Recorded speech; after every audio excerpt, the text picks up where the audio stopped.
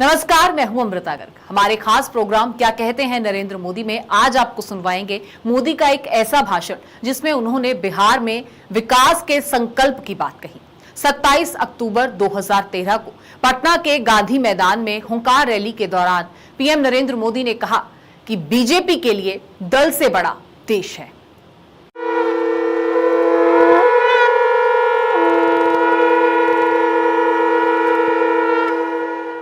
भाइयों बहनों, अगर रामायण काल को याद करें तो माता सीता की याद आती है।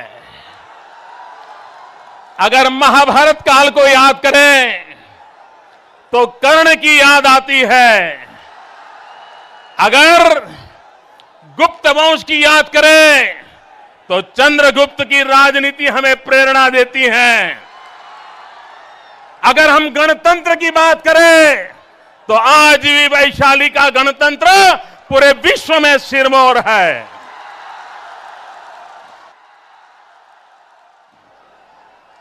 अगर हम साम्राज्य की बात करें, सम्राट की बात करें तो आज भी सम्राट अशोक के बाद कोई सम्राट याद नहीं हो आता है।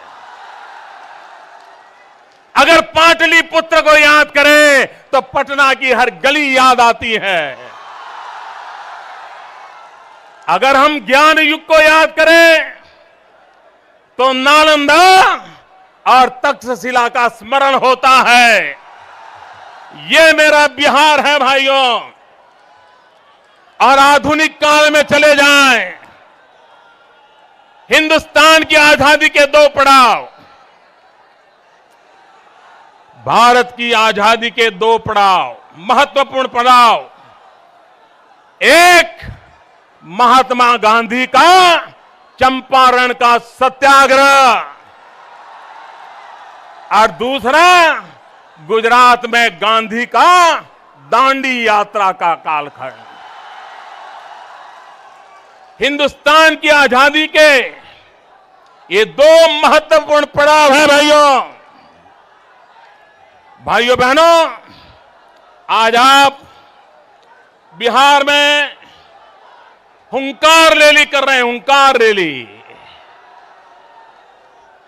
यह हुंकार किसका है? यह हुंकार किसका है? यह हुंकार किसका है? यह हुंकार हिंदुस्तान के करोड़ों करोड़ों गरीबों का हुंकार है जो बिहार से उठा है।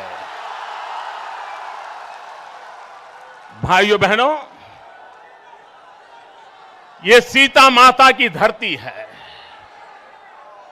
और जब मैं सीता माता का स्मरण करता हूं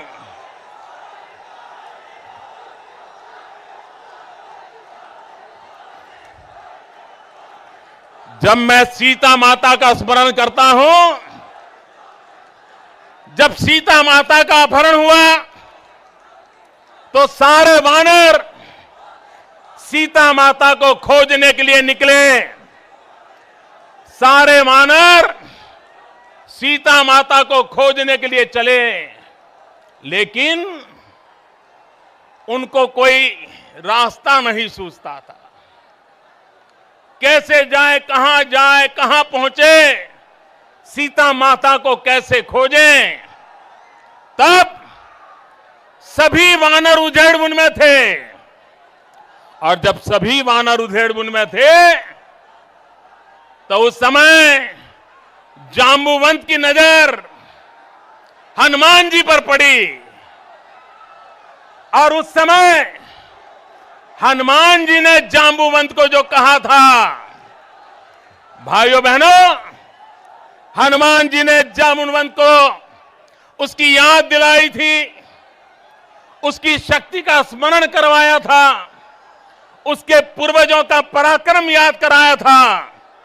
और जांबुवंत जी ने हनुमान जी से कहा था, पवन तनय बल पवन समाना, पवन तनय बल पवन समाया, का चुप साधी रहो बलवाना। का चुप साधी रहो बलवाना। भाइयों बहनों, यह हुंकार रैली पूरे देश को कह रही है, का चुप साधी रहो बलवाना। मेरे देशवासियों, मेरे साथ बोलोगे? मेरे साथ बोलोगे? मैं बोलूंगा तो आपको कहना है, हुंकार भरो, हुंकार भरो। बोलोगे? मैं बोल रहा हूं, का चुप साधी रहो बलवाना, का चुप रहो साधी बलवाना, का चुप साधी रहो बलवाना।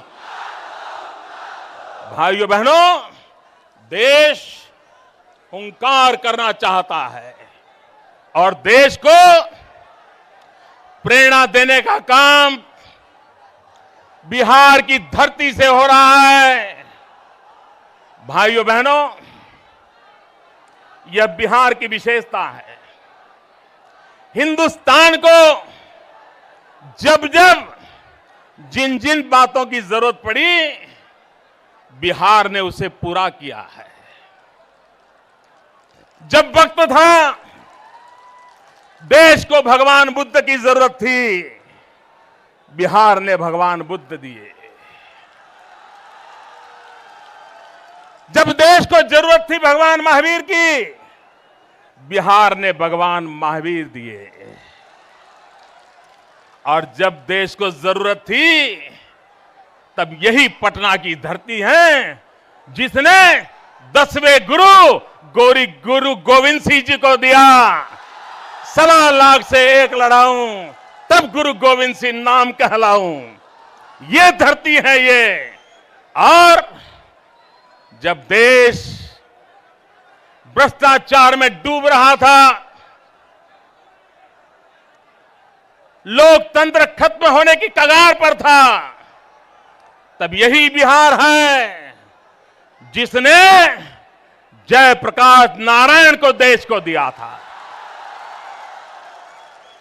भाइयों बहनों, मैं उन भाग्यशाली लोगों में नहीं हूं जिसे जयप्रकाश नारायण की उंगली पकड़ के चलने का सौभाग्य मिला था, लेकिन मैं उन भाग्यशाली लोगों में हूं जिसे जयप्रकाश नारायण के चरणों में बैठ करके लोकतंत्र के सुचिता के पाठ पढ़ने का सौभाग्य मिला था। भाइयों बहनों, यहां पर हमारे मित्र मुख्यमंत्री है।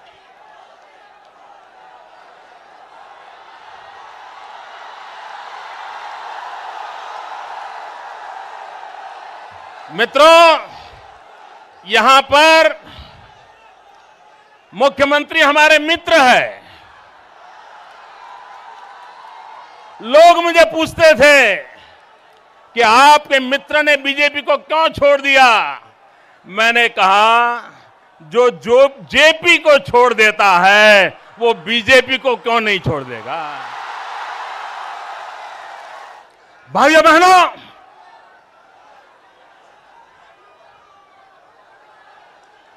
बिहार की जनता ये न भूले,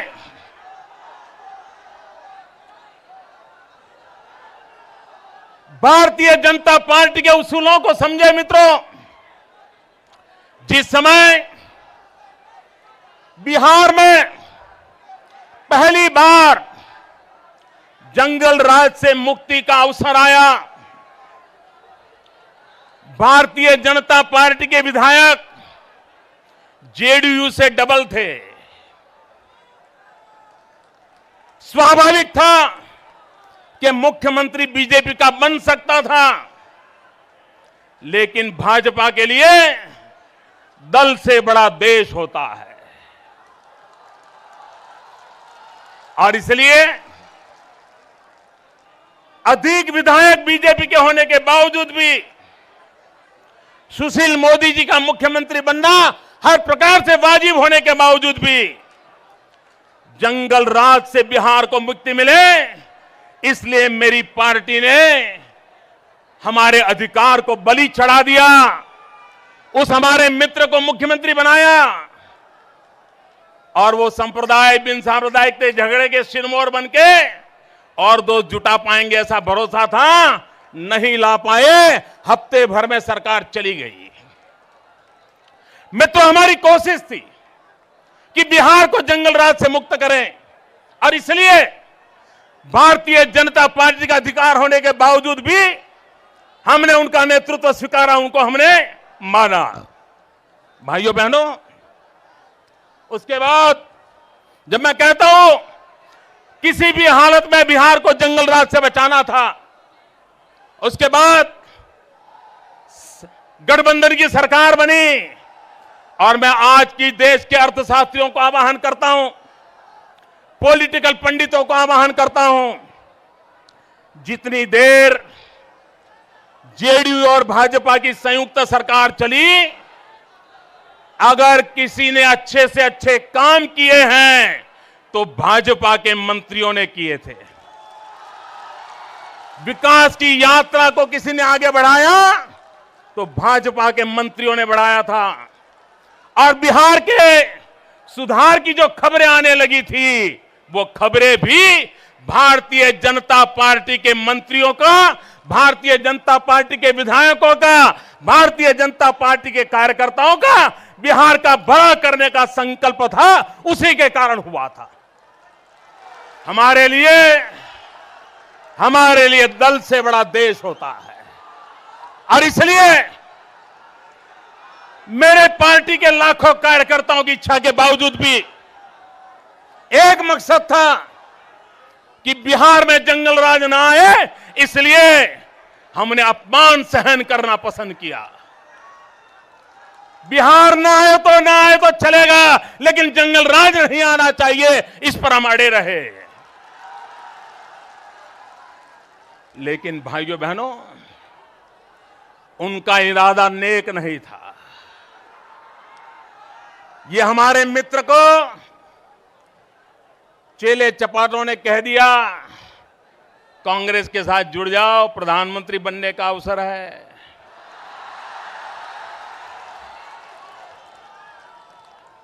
ख्वाब देखने लगे और उन्होंने विश्वासघात भाजपा से नहीं किया है, विश्वासघात बिहार के कोटि कोटि जनों से किया है।